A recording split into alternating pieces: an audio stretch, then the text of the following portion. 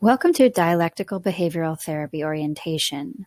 This is one of many videos I've created in order to make mental health resources more accessible and understandable. If you enjoy this video, consider subscribing to my channel for more easy-to-digest mental health content. All of the information covered in this video is sourced from DBT Skills Training Manual by Marsha Linehan, and is presented to you by me, your host, Jess Lean. I'm a self-help enthusiast with a master's degree in mental health counseling. Thank you for joining, and as always, there are resources listed in the description below, including suicide and domestic violence national hotlines. Topics covered under this video are: what is DBT? Who is it for? What's the goal?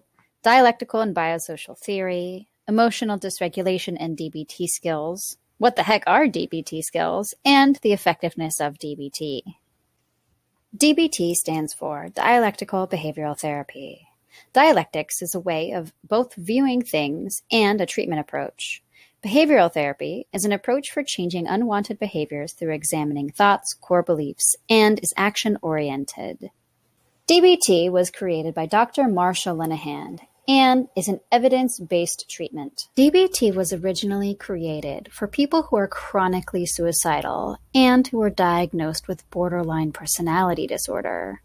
Personality disorder diagnoses have gained criticism over the years, and some mental health clinicians don't even use diagnoses at all. But what we do know about people who have been diagnosed with borderline personality disorder is that they are highly sensitive individuals who have likely experienced trauma. Borderline personality disorder is characterized by a pattern of instability in emotional regulation, impulse control, interpersonal relationships, and self-image. Many of these same characteristics are shared with people who don't have borderline personality disorder. DBT has since been expanded to individuals experiencing depression, teens and their caregivers, and people suffering from codependency. I'm of the opinion that everyone would benefit from learning DBT skills, if not for themselves, then for friends and family who might need support. The overall goal of DBT is to change patterns of behavior, thinking, emotions, and relating to others that are associated with suffering. The two theories that underpin DBT are dialectics and the biosocial theory. Dialectics is both a way of viewing things, the nature of reality, and a way of approaching solutions. Dialectics emphasizes the nature of reality in three ways. 1. Reality is an interrelated system. The value of individual parts is lessened when not considered in the context and relationship of the system. 2. Reality is not seen as static, but as the product of two opposing forces. Number 3 is that the fundamental nature of reality is change and process rather than content or structure. The most important implication here is that both the individual and the environment are undergoing continuous transition. Thus, DBT does not focus on maintaining a stable, consistent environment, but rather aims to help the client become more comfortable with change. Using dialectics as a perspective, we can turn our focus to how this point of view and nature of reality influence solutions within DBT. Solutions can be found within the combination of acceptance and change, accepting the current state, and the desire, ability, and actualization of change moving forward. Now that we have an idea of how dialectics plays a role in DBT, let's take a look at the biosocial theory. The bio in biosocial theory refers to biological elements that influence our daily lives.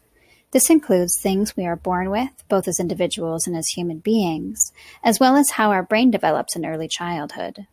Social refers to our social environment, especially our family, but also includes friends, community, and culture.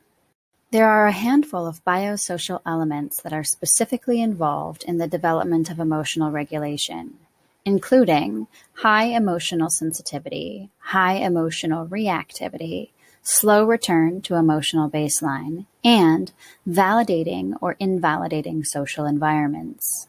Emotional regulation is characterized by the ability to control impulsive and inappropriate behaviors related to strong emotions, the ability to act and have goals that are not mood-dependent, the ability to self-soothe any physical reaction, and the ability to refocus attention in the presence of strong emotions. The evolutionary purpose of emotions is rapid communication. Emotional sensitivity is the ability to receive this communication, and emotional reactivity is the ability to act on this communication. Some people are born with a greater ability to receive and act on emotions. Some brains are also able to return to a neutral emotional state, whereas other brains keep a person in a particular emotional state for longer. All of these elements can be like superpowers, given the ability to learn how to work with them without becoming overwhelmed. These elements are mostly biological in nature, whereas validation is a product of our social environment. Validation is checking or proving the validity or accuracy of something. Determining the accuracy of our private experiences, such as thoughts, feelings, and sensations, is critical in navigating the world around us and plays an especially important role in childhood. In an optimal family, public validation of private experiences is given frequently. For example, when a child says, "I'm thirsty," parents give him or her a drink, rather than saying, "No, you're not, you just had a drink." When a child cries, parents soothe the child or attempt to find out what's wrong, rather than saying, "Stop being a crybaby." When a child expresses anger or frustration, family members take it seriously, rather than dismissing it as unimportant. When a child says, "I did my best," the parent agrees rather than saying, "No, you didn't." Given a child's natural dependency on their family for survival, the absence of accurate feedback can make the world a very confusing and scary place. Each of these biosocial elements can make a person vulnerable to developing not only emotional dysregulation, but also impulsivity, unstable self-image, and relational issues. To address these issues, DBT teaches skills in the following topics: mindfulness, interpersonal effectiveness, emotional regulation, and distress tolerance. Mindfulness is about being in the present moment without judgment. Interpersonal effectiveness skills include ways to identify and get what you want from an interaction, ways to effectively relate to others, meanwhile maintaining self-respect. Emotional regulation skills encourage a better understanding of our emotions, ways to change our reactions, and reducing vulnerability to our emotion mind.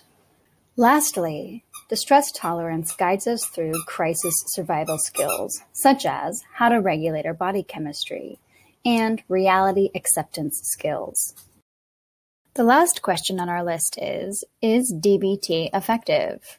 Research shows that DBT is effective in treating symptoms of borderline personality disorder, depression, ADHD, eating disorders, problem drinking, and PTSD.